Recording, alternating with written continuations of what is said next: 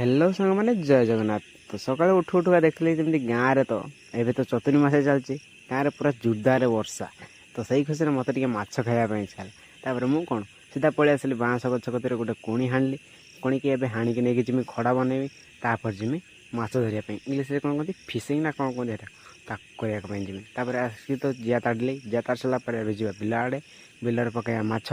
देखा केते कौन लगे आणुचे छता गोटे धरी कहीं मेघ हम जब फोन उदा हो फोन टाइप उठे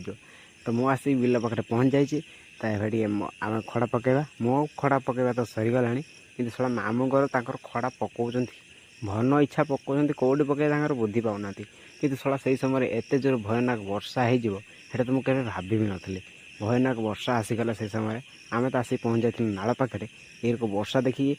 तापर भी मेघर उदा हो सारा पर भी शला गोटे हेले माछ नागिलानी मुह को शुक्ला करके मो सीधा चली घर को। तो आपण मैंने भी जाते।